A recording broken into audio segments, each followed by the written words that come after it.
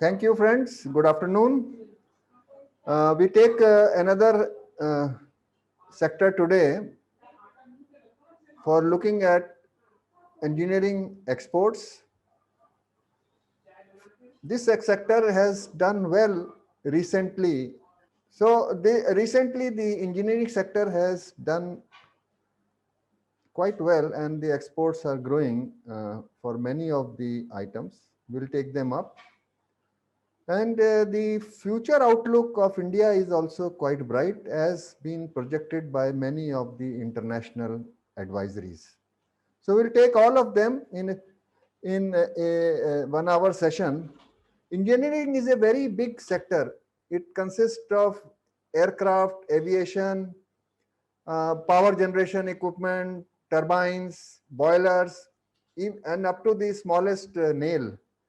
But we will limit ourselves to those sectors which are meant for and which are useful for the SMEs and merchant exporters.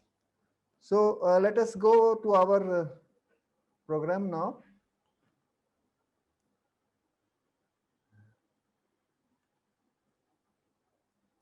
Thank you.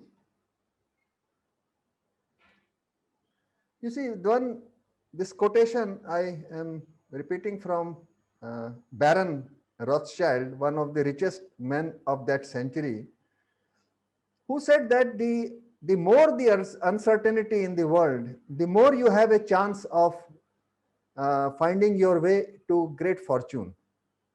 So the uncertainty unsettles people, but those who are bold and those who are able to look into the future, they are able to find their way into good markets, and they are able to do very well.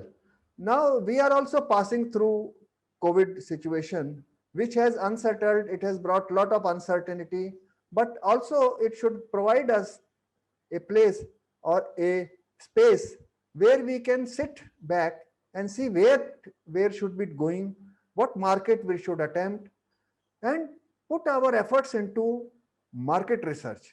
I have always said that the person who does market research thoroughly, he is the one who will find hidden markets.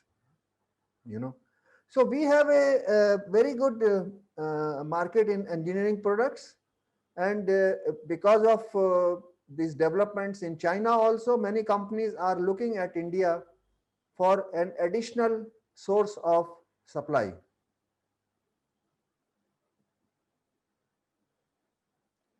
If you look at the world trade scenario, the trade is going to go up, although now we are seeing lot and lot of protectionist measures. These protectionist measures are coming by countries who are trying to limit what they want to buy and how they want to buy and from where they want to buy. That is through bilateral relations as well as through multilateral relations. Now there we see recently the China-led RCEP agreement has been signed, which will create certain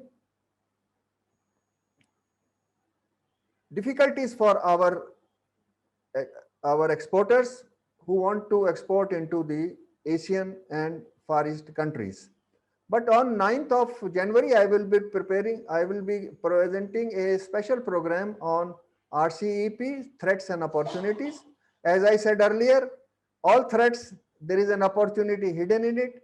And even when we have not signed the RCEP, there are large number of opportunities which are available to us. Most important is that the wealth of the per capita income will increase, and that is the market which has the purchasing power to buy new things, which has the power to buy new items in this home, to renovate, to buy vehicles, both two-wheelers, four-wheelers, smartphones, all these things. Unless you have the purchasing power, you cannot buy. So even in countries like Africa, where people generally, they say it's a very poor continent, changes are happening, and many of the countries are moving forward very fast.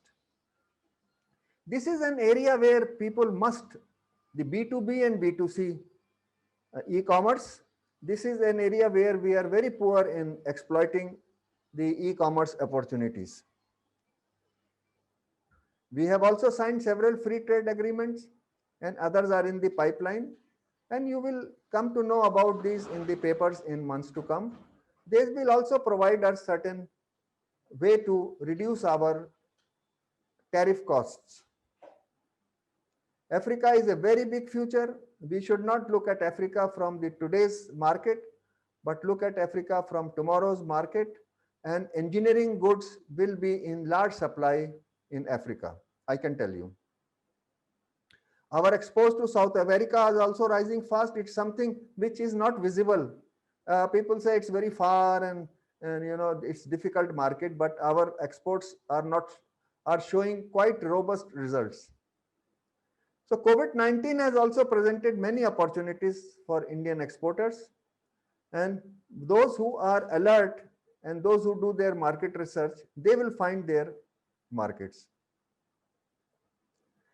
Nomura, yesterday only Nomura of Japan, it's one of the largest economic advisories. They have said that India's growth in 2020, 21, 22 will be 9 plus. It said 9.9%, but even I don't believe it, so I have said it 9% plus. It is a very, very healthy development. And other advisories have also come forward with the same type of results. It is a very big part of the Indian export scenario. Almost 25% of our entire merchandise exports come from engineering sectors.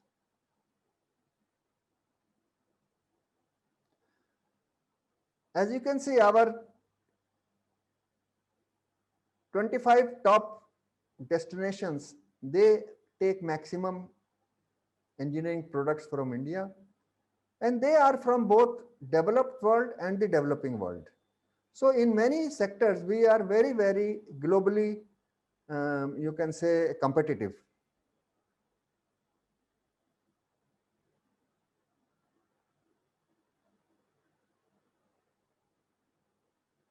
So this is another, PhD CCI is a major trade association from North India, Punjab, Haryana, and Delhi Chamber of Commerce and Industry. They have also said that India will be the fastest among 10 major. So we have nothing to fear the RCEP. We should be alert to what is there in the provisions, but we should not be we should not fear any type of agreement which other countries sign with each other.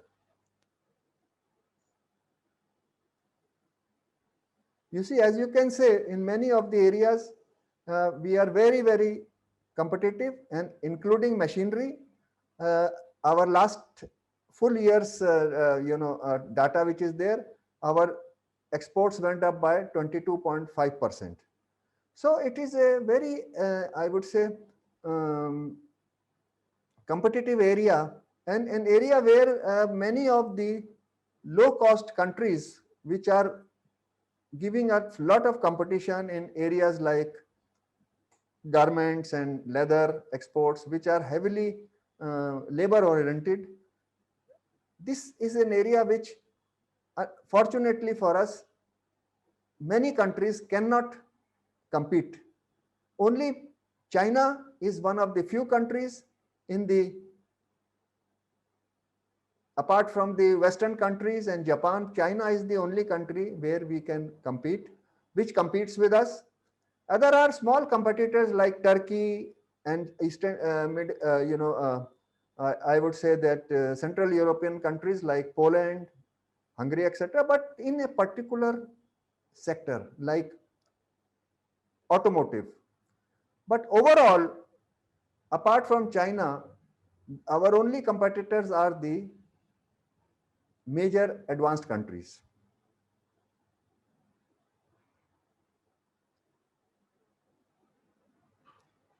So just a little data to tell you that, you see, 5.6% of our total exports vehicle.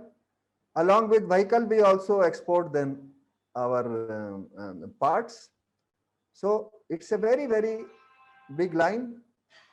Then electrical machinery, iron steel products. Because of iron steel products, our exports to China are doing very well after the COVID. So many of our sectors, as I said, are really quite, I would say, competitive. Now, global trade will always remain uncertain. Now, we should not think that after COVID, there should be some stability or things will, because there is always a churning in the global environment. And if not COVID, it will be something else. So we should be ready to take this as the new normal, and we should be ready to do our best in these circumstances. These are some of the international trades. That smart mobility, that is, driverless cars, etc. These are the ones which will more and more go on the roads. Maybe not immediately, but certainly maybe after 10 years or so. But next, certainly in automotive will be the electric vehicles. By 2030, we should have some 20 to 30% on Indian roads, and more or less on the international roads also. I've always said that protectionism is gaining ground, that means protecting our industries from outside threats. Now, this was we had in WTO was formed to make the trade more transparent and for the countries. But now we see because the US is becoming less and less powerful, and China is gaining more power in the industrial trade. China is now determining what the international trade should be. So these are the trends. Now within that, we have to see where we stand. Aim is to be always on alert to all these things. Advanced materials, for example, in automotive, use of magnesium, that is coming now in more focused on sustainability. That is more and more customers are saying, is your operation sustainable? Are your water use sustainable? Are you using minimum electricity? They are asking this type of question. Are you paying well to your workers? The customers are asking these questions which they had never asked before. So all these things are, and then of course digital and exponential technology. Digital, I would already I have said, e-commerce will be a very big force, both B2B and B2C, and you should be ready to exploit these opportunities. Now virtual trade fairs are becoming more and more common. So these things, because of our video technology, these things are becoming, you are sitting from your home, you are able to now contact your buyers, you're able to do buying, selling meets. The trade associations are organizing buyer seller meetings. So all these things you have access to, which even 5 years back it was not possible.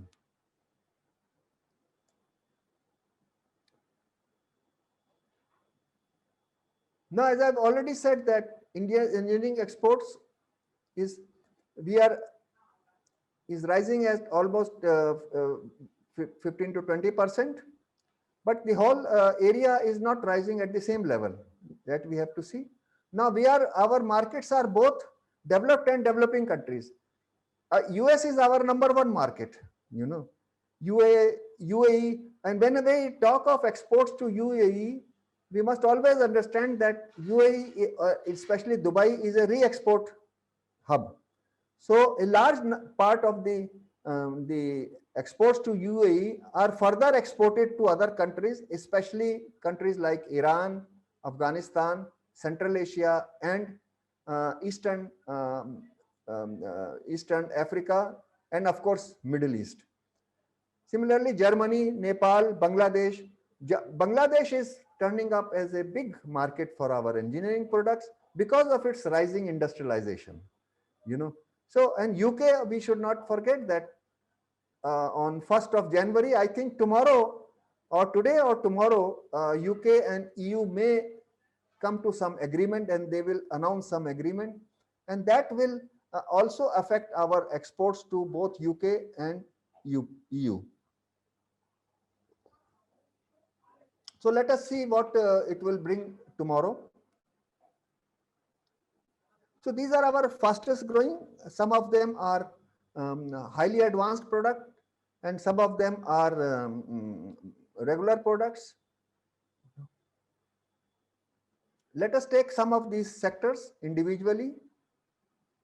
Now, for ferrous casting is one of our number one export products, because India has today become number two in the world. We till about 7-8 years back, we were number 6 in the world in the casting and forging industry.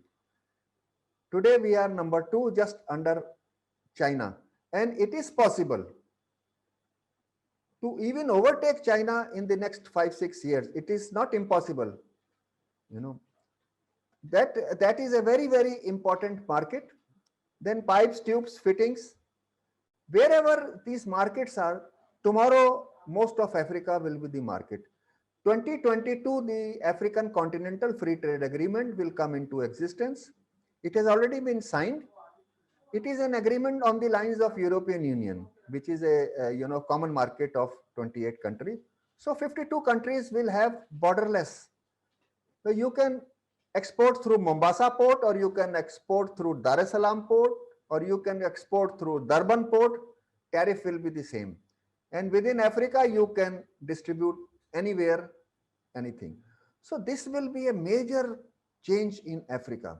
So wherever all these products are, you must add African countries. Within Africa, which countries are there, you have to keep on the lookout through market research. And always ask yourself, in any particular country, which are the industries which are going to grow. For example, Tunisia, textile, pharma, these are the industries which are going. What can we supply to these countries for these markets? Morocco already is the biggest supplier of passenger cars in Africa. It has overtaken from South Africa, but we have very little presence in these markets, in the North African markets. So these are the markets which are open to us very much. And wherever engineering products are concerned, we must keep in mind that every country, every market has its own parameters of quality, standards, regulations, and of course, market always requires certain features. We should not think that features means always very advanced features. Every country and every consumer is going after the most advanced. That is not true. Different consumers in Africa, in Bangladesh, in other neighboring countries, they are not after the most advanced products. They are also after affordable products. It is also for engineering, where certain, for example, where lifts are concerned, many construction projects are going on. Everybody will not take Otis and Schneider lifts. We can easily sell our Rajkot lifts, which are now improved in quality very much, into many of these markets.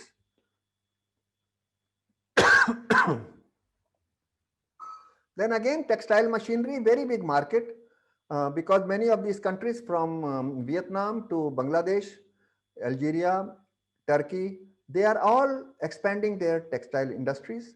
Agriculture machinery, already we are world's #1 exporter of tractors. And with this, things also come spare parts. Textile like machinery also will come with spare parts, spindles, and other accessories.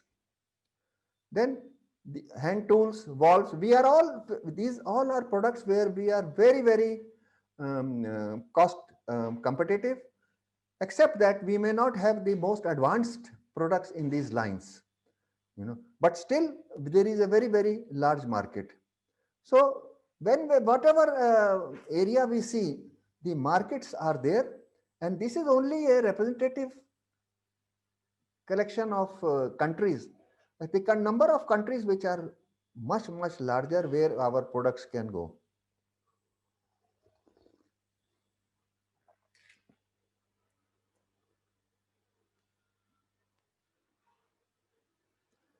Now we see that state of Indian automobile sectors, why I always say that you should have both Indian market and exports in your portfolio, because last several years our Indian markets were not doing well in auto, but our exports market were doing well. So this is, as you can see from your three wheelers, two wheelers, the entire African, entire Latin American, Bangladesh, they are all our markets. Unfortunately, we have not been able to do very well into the Asian and Far Eastern markets in two wheelers because of we don't have the vehicles for them. This is a scooter market while we sell motorcycle. Unfortunately, some of our biggest companies, they stopped making scooters, and with that we lost a lot of markets. And where these markets concerned, from Myanmar to Vietnam, it is all scooter market. Whenever we have tried to introduce motorcycles in these market, it has failed. So as you can see, this is the at this moment the local market is now again growing. So this is a market where we have, this is our largest I would say engineering market. Now cost is rising in China, and COVID has opened up new opportunities in Chinese supply chain disruption. Most and more customers, they are saying we must have China plus one supplier. At least we should have more than one supplier, even if it is not 50-50, let us buy 60-40 or 70-30 from both the markets. Now Atmanirbhar Bharat has started producing some results. Many of the auto parts companies have started making localized products which they were importing from China, and already they have been successfully put into the vehicles. But it may take some time before you have a large number of products uh, available for the export markets. So any product which is introduced in India can also be exported abroad, and the more products which are designed and manufactured in India, the larger the market it captures in India, the more cost competitive the product becomes for the export markets.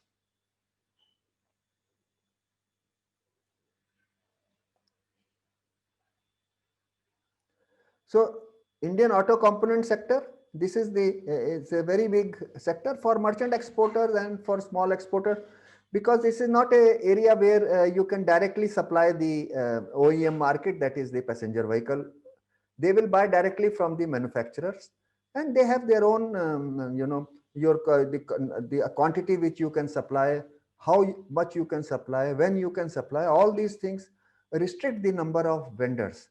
But then there is a very big market which is the after sales market, especially in Africa. For example, when we see most of the 80% of the cars in Africa, they are second hand cars imported from Japan and other countries.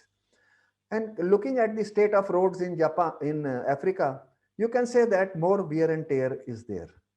And that leads to more consumption of tires, more consumption of brake parts, more consumption of various types of lighting, and so many other the products which go into a passenger car. Many of these require replacement on a regular interval. And if you see some of the photographs I have seen of two wheelers in the riding in countries like DR Congo, you will they are the worst type of roads full of mud, and and rainy season is very heavy there. And within that our Bajaj and other motorcycles are running, so there is a lot of wear and tear of the vehicles. So that is a very big market for both four wheelers and two wheelers. um,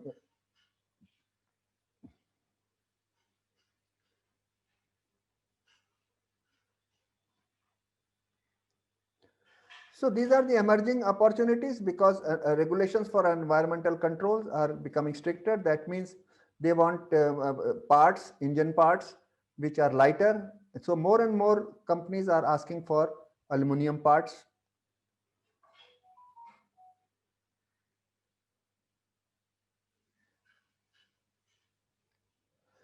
These are the top importing countries. Number 4 is Mexico, where already we have a very large export of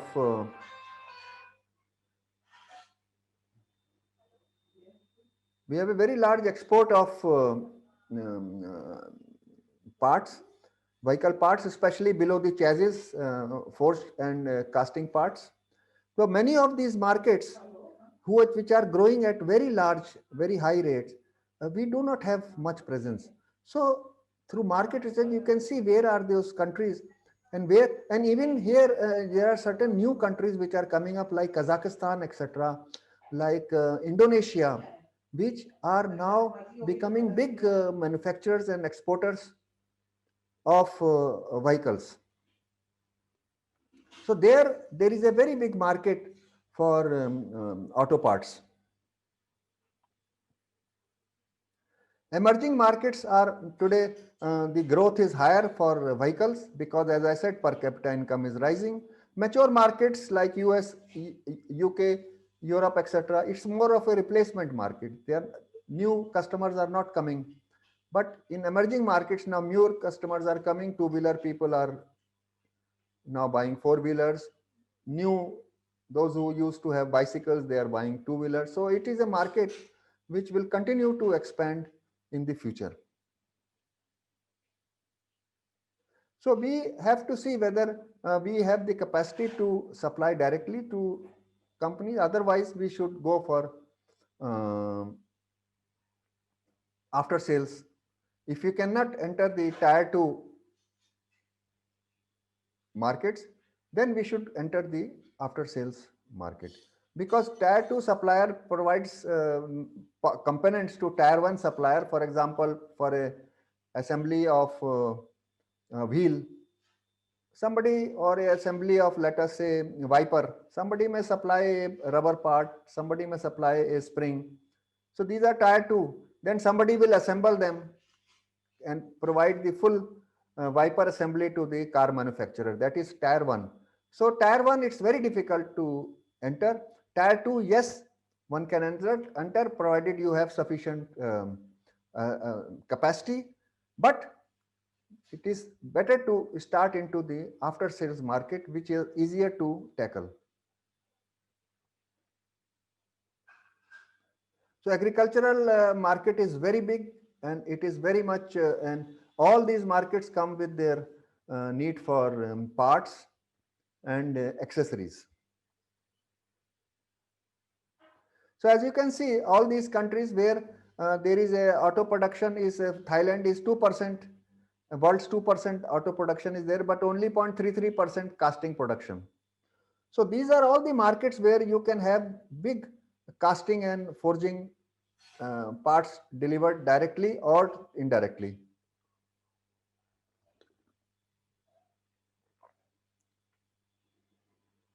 For example, Morocco, we have just absolutely no, very little presence in Morocco. Mexico, yes. So you can see many of these countries, we have very little presence in our forging and casting auto parts. I don't want to spend too much time here. You can, these slides will be shared, and you will also get a copy of my handbook, so you can go in detail. I want to move a little faster to other sectors also.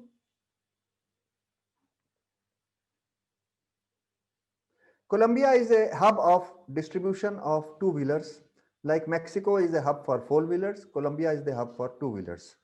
And that is the place where one should concentrate on selling two-wheeler parts. Then this is a very big market, building and construction materials.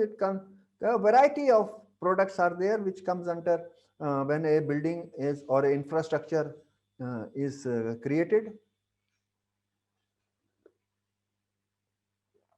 For example, municipal casting, I would say, most of the municipal castings like manhole covers, like firefighting equipment, etc., in US, they are coming from India. If you go to New York and you look at the pavement, you will find the manhole cover written "Made in India." So this is a area where they have stopped making municipal castings, in especially the simpler castings like manhole covers. And India is now becoming a major source of supply. And if you see what kind of construction is going on in various parts of the world, that is the place where you should chase your markets. For example, this is the map of urban Africa in 2025. This is a market for where more and more new housing, new construction will come up as more people move into the cities to work in factories and service industries, and more industrialization takes place. That creates more per capita income, and these are the mega cities where you will find most of the market. That is how you have to do your market research, where the markets are for particular equipment. High GDP, high construction industry. High construction industry means all types of construction material, including many of the engineering parts.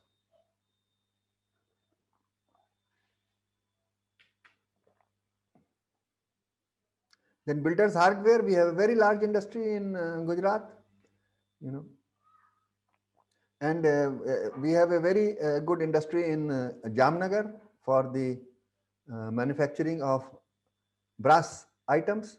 Now, brass items, as more and more people go higher up in the per capita income, they want to put brass in their house, especially doorknobs. Many people also use brass as for their fasteners, screws, because it is a material which is not rusting. So it is a very good material from Gujarat, and hardly any country in the world, very few countries are actually into brass manufacturing. So this is also an area where there is a very large number of products, and their new designs and new functions keep appearing every day.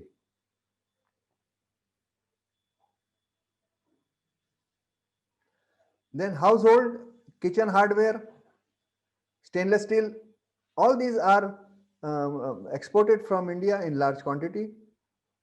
Then medical equipment, surgical equipment, it is also a very good export item from India. As you can say, surgical instrument, our exports are very good, rising at almost 20% per annum. This is a little old data because of COVID, last year was not giving a true picture, but I can tell you that the markets will only expand in medical equipment because of COVID. It will not contract, and for several years to come, more new hospitals are going to come up. Hospitals will expand, and that will create market for medical equipment, all types of medical equipment.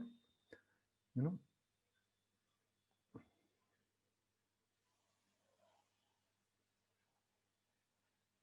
Then hand tools is a very big industry. It's a very good, a very competitive industry in India. Because now in many of these countries which are now developing, new workshops will be opening, like for auto repair, or for air conditioning. So these repair workshop, plumbers, electricians, masons, all these will require tools. So this is a market which is going to grow as our building construction industries grow. And as the industrialization takes place in Africa, more and more of these exports will take place.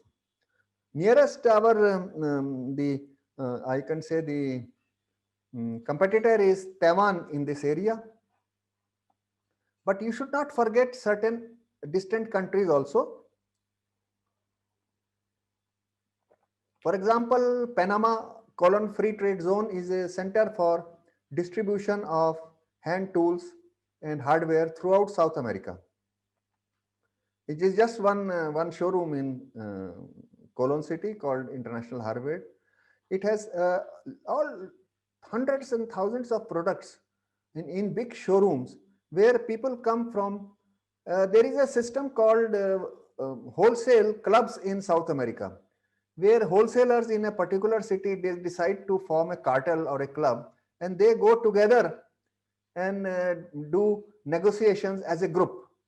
So this is called wholesale clubs in South America, and they all come to these places to buy products and to ship them home.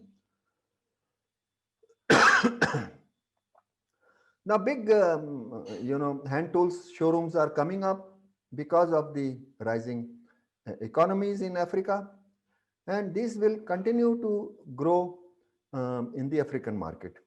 We have just seen the beginning. After 2022 and certainly after 2025, African markets will grow tremendously. Then steel products, again, lot of again it is related to the construction and building industries, as in particular countries, in particular cities, as the construction rises, so will be the demand for these products. And we should not think that only in certain countries, even a place like Somalia, which one does not consider as a market, there also a lot of our engineering products go. If you see on Google image, you put Mogadishu, the capital of, and put tuk-tuk auto, you will find all these three-wheelers from India. That is the main mode of transport in Mogadishu. So these products have a wide range of markets in many countries. Now new countries are coming up like South Sudan, which are also becoming good markets.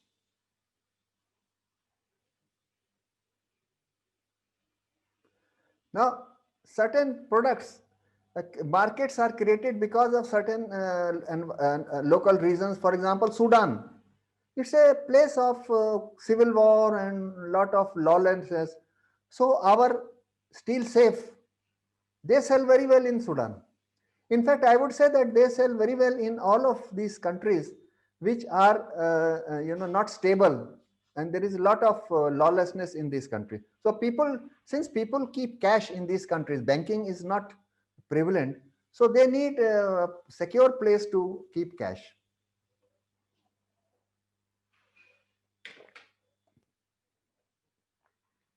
Again, wire and cable market is very good because of the large installation of in IT. As buildings are constructed, lot of IT construction is taking place, and for that cables are required. And as Industry 4.0 and as 5G, 4G and 5G takes place, it will require more and more cabling. So it's a very good market for the future. Then aluminum products, also we are a very big seller of various types of aluminum products, from industrial products like tubes, sections, etc., to consumer products like windows, doors, and it's a very good export market. And I would again say that keep looking, don't forget about Africa, where this market is not so well developed today, but the future is very bright.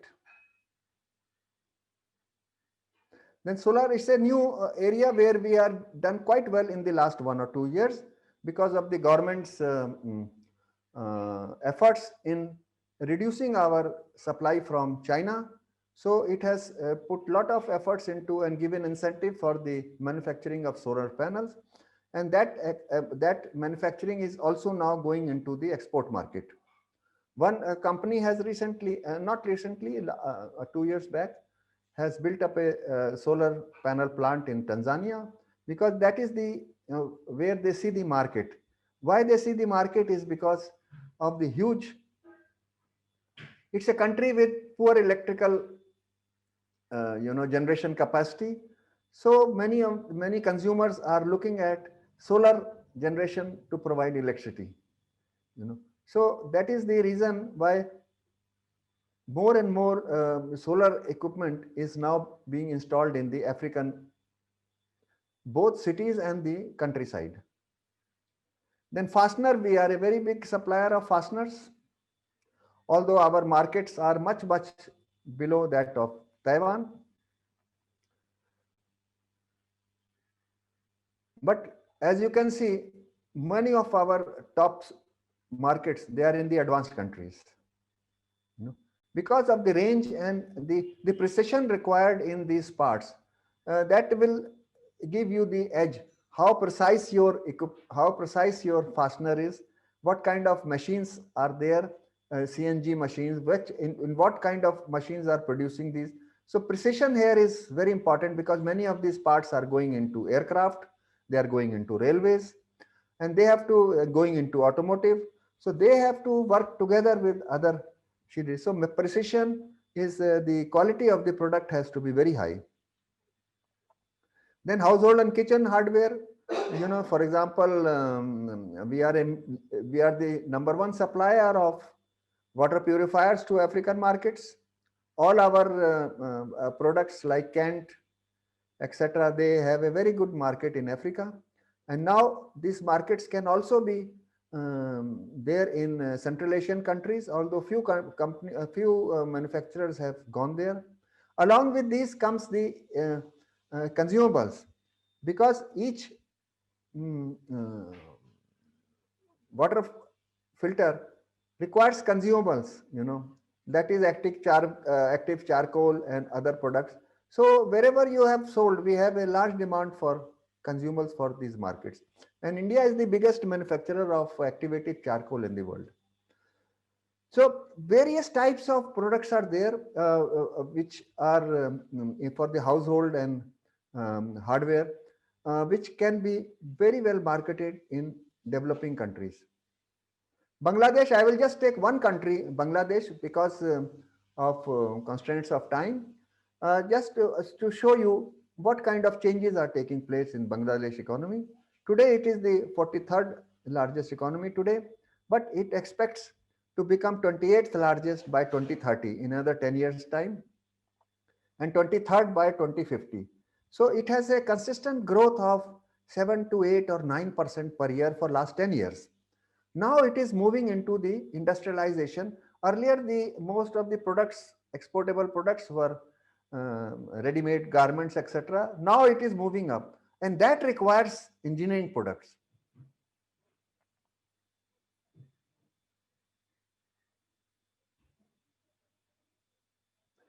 So most of the two-wheelers in almost 75% of the market is Indian market, Indian motorcycles, and it's a large, you know, market for two-wheeler parts.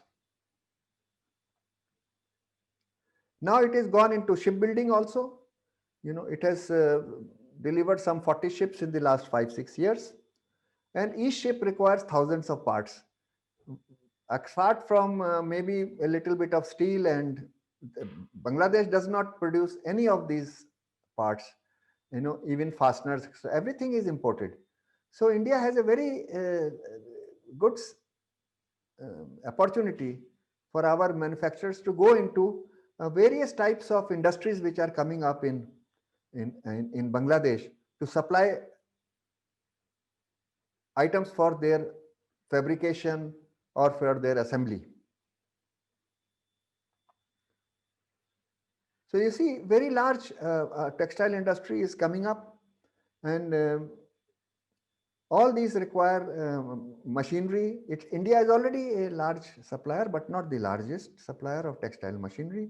In last 5 years, we have given away market to China, but it is possible to reclaim those markets again, because China, although its exports are rising, its costs are also rising, and it is no longer in a position to supply the products at the same low cost which it used to do earlier. So all these things are creating products market for various types of machinery, their parts and accessories. This is just one industry, because nobody associates with shipbuilding with Bangladesh. So I put it here. Along with this, other types of industry, the construction industry is going up very fast. So that will also create a lot of markets. Machinery, as we said, is already creating a large market in Africa. All types of machineries are required there, and all types of, along with machinery, the technical textiles are also required in Bangladesh. It does not produce much, or maybe it produces very basic type of things. Then people ask sometime that why Africa? Africa is no longer a, yes, it is. It was not till today a very major market. Although India is number 2 exporter to Africa, our exports are almost with $60 billion, just a little under China's exports. But now, as I said, Africa is changing. You must not equate past with the present and present with the future. All are different, and future is very bright for Africa because it will become a common market.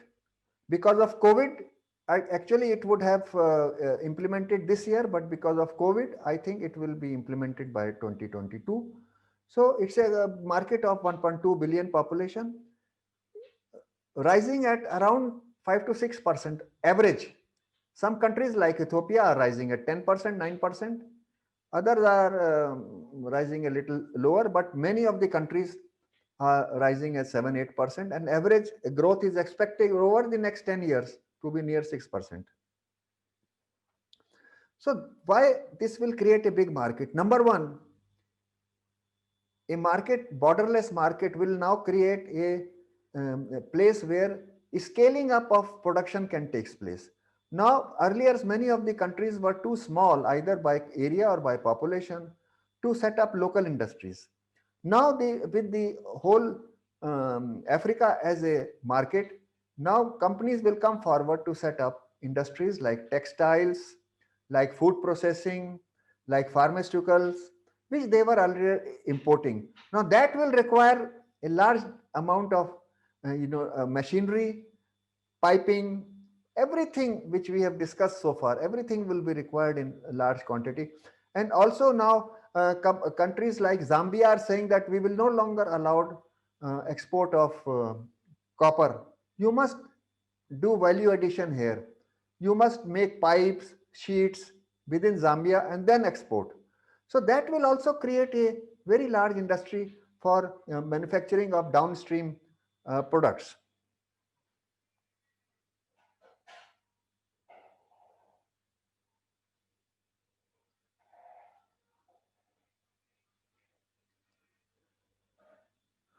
So all these details are there. Already we have some smaller markets like this is called East African Community. It is a existing market of 6 countries, and where it is a borderless and it has common tariff. But now all these will come together into one market. That is why you see the Morocco, last several years Morocco has been increasing its production of automotive because it sees a large market within Africa itself, which were earlier supplied by South Africa. Now it looks at itself as number 1 supplier of. So this will require huge amount of parts, auto parts.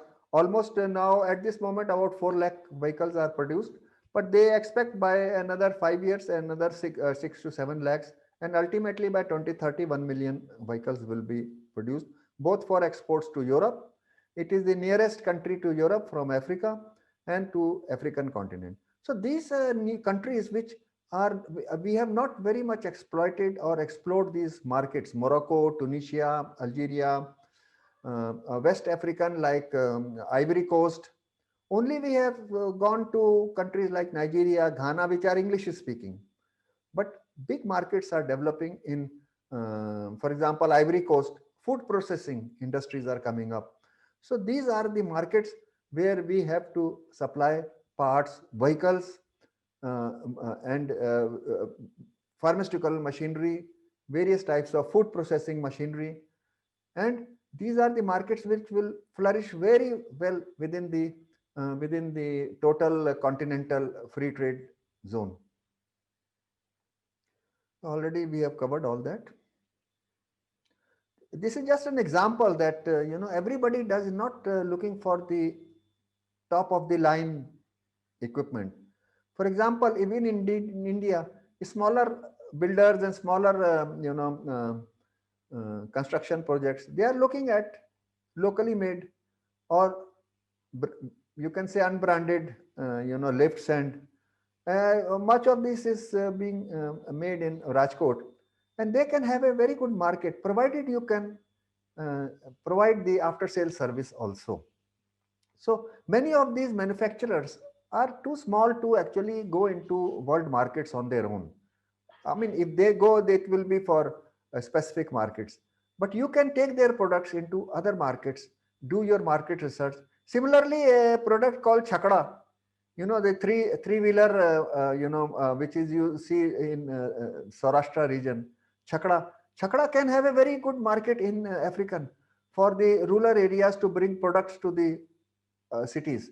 So somebody can supply, complete knockdown condition Chakra and arrange with some, manufacturer there in Uganda or Kenya to assemble these and sell. Because knockdown condition, the duties are much lower. Since 2 years, the East African communities have lowered the duties for knockdown conditions for two-wheelers and three-wheelers. So this is an opportunity to team up with manufacturers in Africa and supply, products in knockdown condition.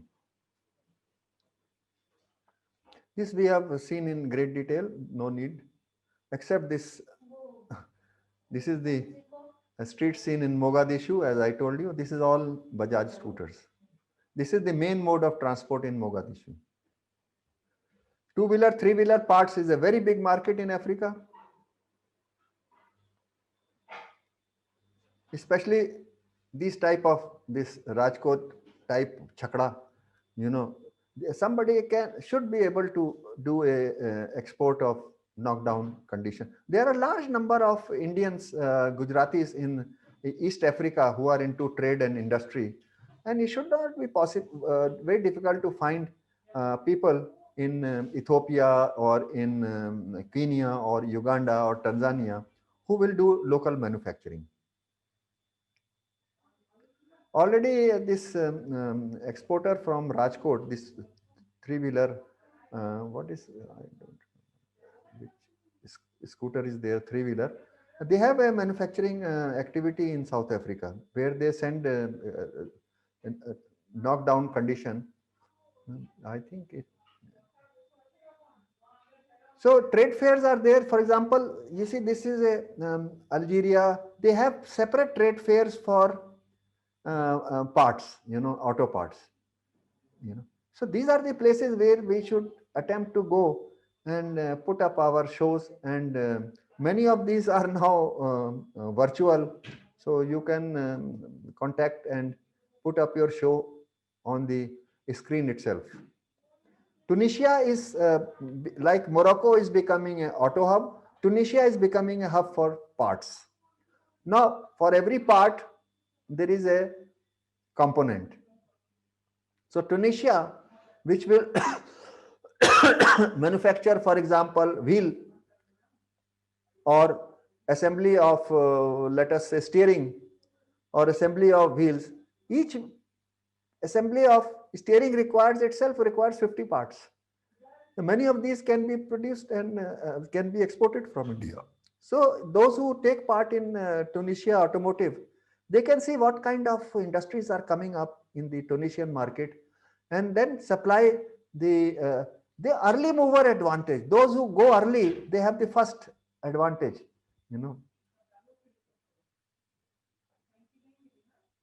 Latin America, again, it's that perceptive is there that it is a freight is very high. That is not true. If you do a research, you will find that Latin American countries are increasingly buying. And last year, 1920 were our best year for exports to Latin America. So again, these are the markets where first mover advantage. As I said, even in these markets, Chakra can sell. You may not be able to sell the top of the line motorcycles, but you can definitely sell Chakra here. So these are the places where all types of products are required. Chakra also and top of the line motorcycles from Europe also.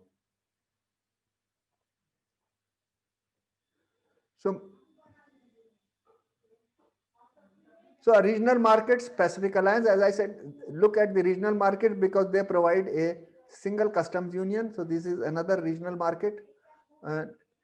Dubai is a very important market for auto parts and other products.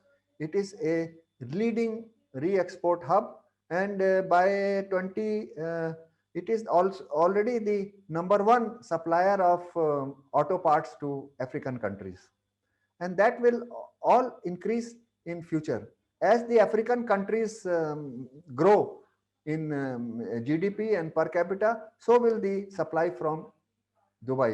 So one has to look at Dubai market, and that is a very good source of supply to African markets. Those who do not want to go directly.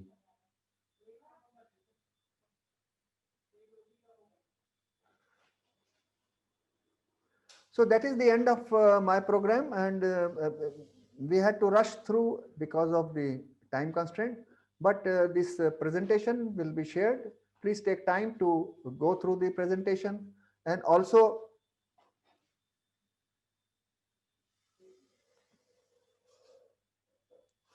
yeah, thank you very much. Let me see where is the okay. Yeah, thank you very much, Abhidi sir. Participants, I hope you found the webinar very useful. You can please post your questions in the chat box. Let me see if any person has asked any yeah, query. we have not given the unmuting facility to the participants because this is an open webinar. So participants are requested to please post your questions. So at this moment, I don't see any questions. Yeah, sir. But as people read the handbook and as they go through the presentation, they may have some questions. Yeah. Okay, we log off now, and next program is on handbook. Yeah, somebody is asking about the handbook. Yeah, I think it will be shared. It will be shared. Handbooks are, we just only share the PPT. Handbook, if you want, you can purchase it from our website. Okay, fine. Yeah. And somebody has asked a question about fiberglass products. Fiberglass products. Definitely, fiberglass. I have not gone into great detail in fiberglass products. Of course, it is a market. You have to see how competitive it is. The market is definitely there in fiberglass. It's just like in any other, construction and building accessory. But you have to see how competitive our manufacturing is. Construction chemicals like wall putty market. Yes. And now which country, as I've said, you have to do your market research. We will in February, most probably we will have a program on how to do market research for exports. But these are, we cannot take so much details in 1 hour program. Construction. Yeah, it is being a basic program, only a basic program. So as I said, that for each country, you see what is the growth of the construction industry in that country. Even you can attend our next there is a webinar also on this 19th regarding the 12 sunrise exports. So maybe you will be able to understand which are the sunrise sectors of India. And you look at our, construction and building construction accessories. Handbook, And on our website, amaindia.org, you will get the list of all the publications. So it will be a value added. So half of your queries would be answered there itself. So even further, if you have any query, you can post it to ama@amaindia.org. We will forward it to Abhidi sir. Okay, so there are 2 books. One is Specialty Chemicals Handbook, and one is Building and Construction Accessories. Both, if you look at the data, you will see some more insights into the markets. Yes, sir. Okay. Yes, sir. Okay, then thank you very much. I am logging off now. Thank you very much, sir. Thank you very much, Abhidi sir. Have a nice day ahead. Bye. Thank you all participants for attending the webinar. We see you all on the next webinar. We have the next webinar on Tuesday regarding exports by Abhidi sir from 4 to 5 regarding export opportunities in textiles and garments. So if you wish to attend the program, please drop an email to ama@amaindia.org. We will send you the link and other details. Thank you. Have a nice day, everyone. Bye. Good evening.